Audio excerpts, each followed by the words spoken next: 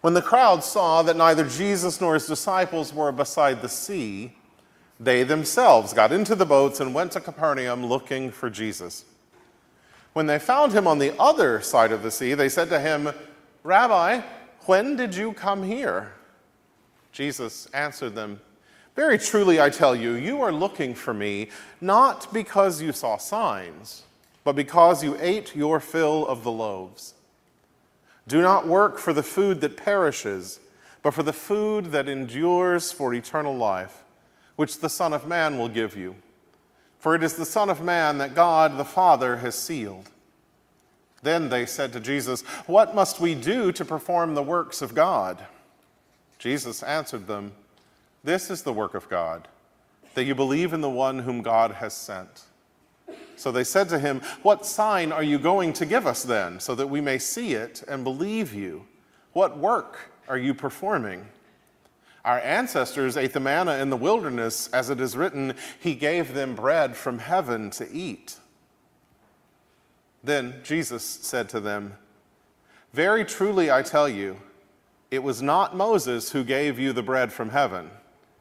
For the bread of God is that which comes down from heaven and gives life to the world."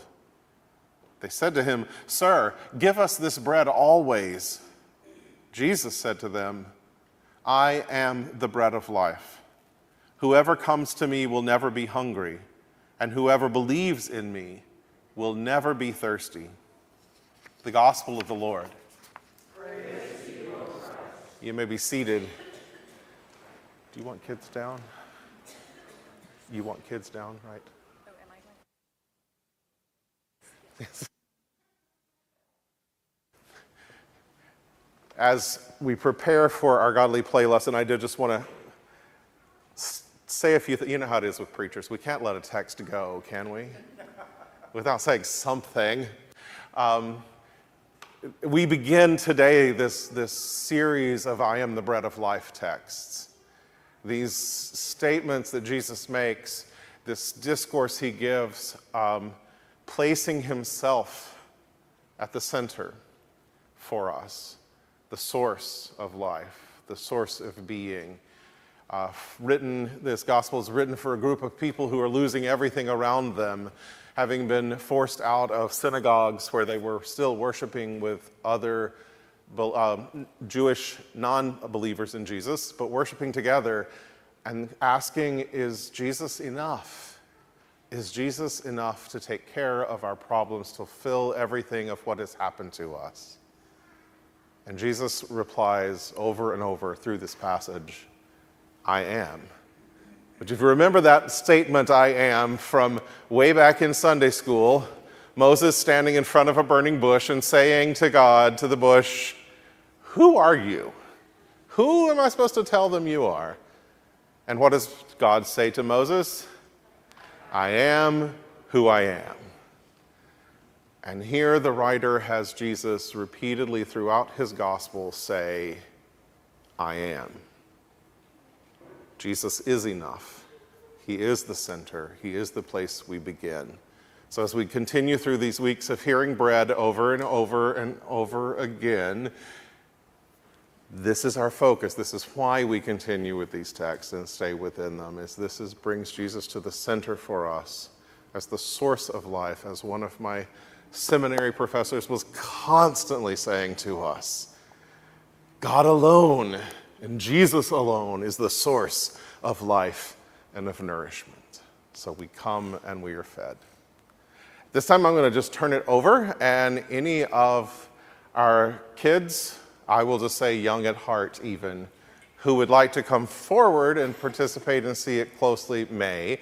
Otherwise, it will also be on the screens as Courtney gives us a godly play time. So if you want to come forward. It would be nice to have a few people forward. Come on. I know we have a few. Come on, Joseph. With Addie. Addie, are you going to come? You told me you were going to come.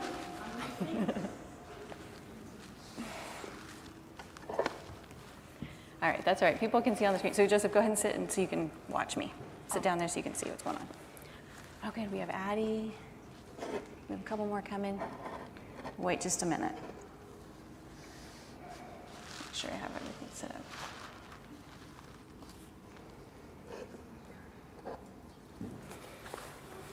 All right, that's okay. You can watch from there. That's all right. Okay. Oh, it looks like Siobhan might be coming too. All right, we'll get started. This is the synagogue in the village of Nazareth where Jesus grew up. After Jesus came back from the desert, across the river Jordan, he came home to Nazareth. Jesus went to the synagogue, as was his custom, and he went to the reading place and took out the scroll of Isaiah. This is what he read. The Spirit of the Lord is upon me, because he has anointed me to preach good news to the poor. He has sent me to proclaim release to the captives and recovery of sight to the blind, to let the oppressed go free, to proclaim the year of the Lord's favor. Jesus rolled up the scroll and sat back down.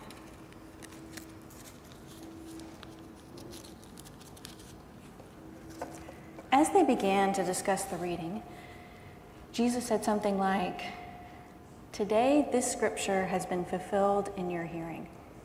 It has come true." People heard what Jesus said and became angry. He is not the Messiah. They knew who he was. He was Mary and Joseph's son. So they took Jesus out to the edge of the village where there was a cliff. They wanted to push him over the cliff, but Jesus walked back through the crowd and into the hills. Many months went by. Jesus gathered the 12, he did his work, and he turned to Jerusalem for the last time. Jesus and the 12 entered the city on a Sunday. On Monday, Tuesday, and Wednesday, he taught in the temple. On Thursday, the temple guards could not find him. That night, Jesus and the 12 walked through the dark and empty streets. They climbed upstairs in a house. They went to the upper room and shared their Last Supper together. After everyone had eaten everything they wanted to eat, Jesus did something very strange. He took a piece of bread, gave thanks to God for it, broke it, and gave it to the 12. Then Jesus said something like, "When you share bread like this, I will be there." But he was there. Then he took a cup of wine, gave thanks to God for it, and shared it with them.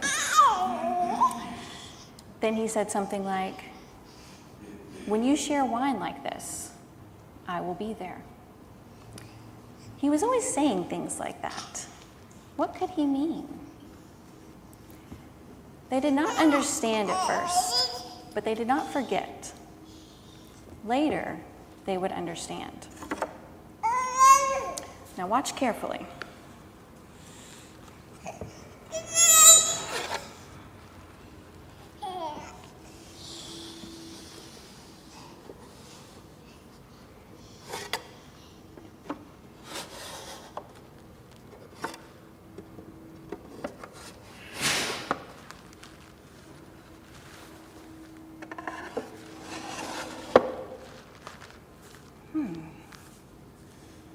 I wonder what this is.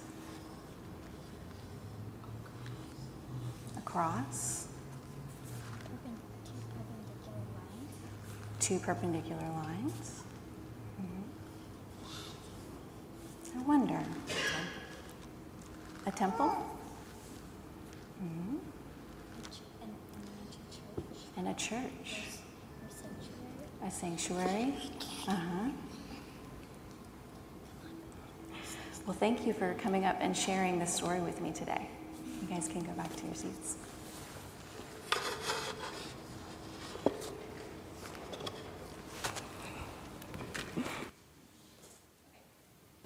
Am I still on? Okay.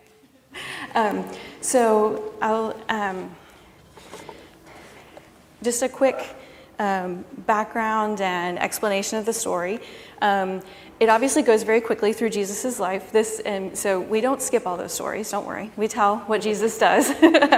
This story is really meant to show the kids in a physical way how the tradition of reading scripture in the synagogue and the temple, that tradition that Jesus came from, then gets joined with the liturgy of the table, right? At the end, you heard the words of institution, and come together to form the Christian religion and the church. And so we have stories, and I'll get into more of this later too.